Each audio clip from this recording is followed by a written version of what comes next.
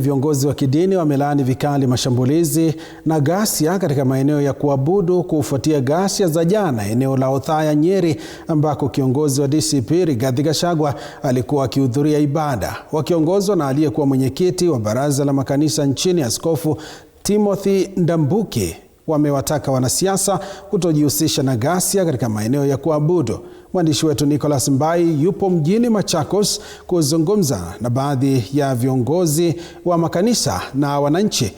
Mbai, usukani kwako.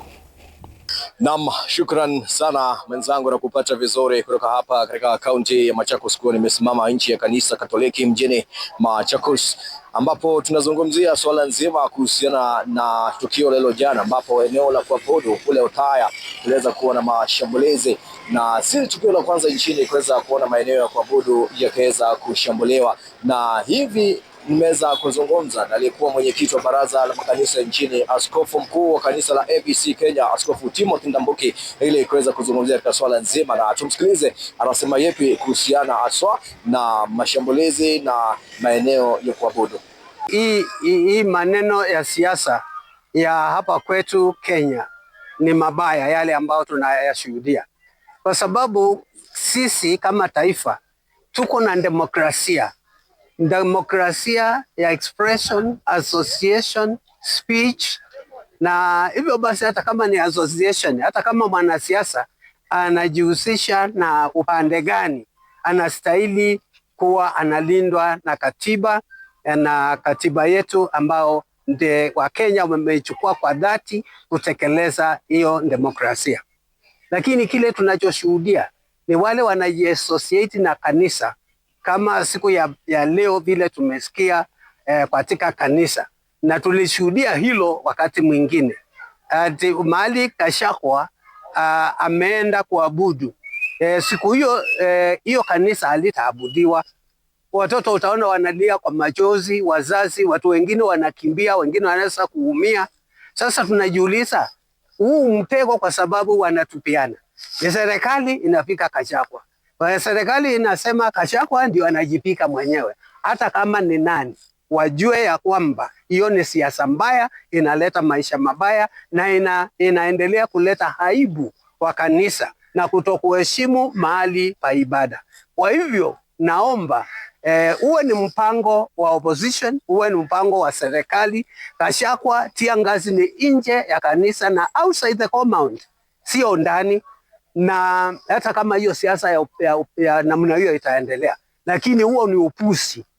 Siasa za aina hiyo sikome. Watu wa Kenya wanataka amani, na siku ya ibada ni ya kuheshimiwa sana. Alikadhalika vile nimezungumza na wananchi pamoja na wachungaji hapa mjini Machakos kuhusiana na swala nzima. Je, maeneo ya kuabudu yamekosa heshima, yamekosewa heshima inapofika kwamba siasa kiasi kile kwamba mashambulizi yanafanyika katika maeneo ya kuabudu? Wao wanasema vipi? Na hizi ndizo kauli zao. Mimi kwa majina naitwa Tito Mudhoka kutoka eneo Machakos Meiwani, na mimi ni mchungaji wa AIC Kidhoyani. Naongelea kuhusu hii mambo ya siasa. Mambo ya siasa ni mambo ya kuendeleza maendeleo, ndio vizuri, lakini mambo ya kuingiza siasa kwa kanisa na kuleta vita kwa kanisa, sababu kanisa sio ya pastor, kanisa sio ya mwenyewe, kanisa ni ya Mungu. Kwa hivyo ni vizuri kwanza kuongopa Mungu. Kama ni mambo ambayo yanaendelea kwa kanisa na hayafai, tungoje kwanza watu watoke kwa kanisa, washiriki, pastor, na kama kuna mtu ambao ako na shida mahali pale, sasa ni vizuri achukuliwe hatua, lakini nje ya kanisa. Sema hivi, watu mahali ya kuabudu, ikuwe ni kanisa, ikuwe ni msikiti, itoroe siasa kabisa. Watu wagoje tu siasa hapo kwa uwanja. Kuna viwanja mingi sana imetoka kufanyia siasa. Naomba tu serikali na hao wengine wafanye siasa kwa uwanja, tuodoe mahali kwa kuabudu, tuheshimu Mungu. Ile kitendo kilifanyika jana na kilaani sana. Sio vizuri kuona maafisa wa polisi kutupa tear gas kwa kanisa. Kuna watoto wetu na watoto wengine hapo waliumia sana. Kuna watu walipigwa risasi. Hiyo kitendo haikuwa ya kufurahisha.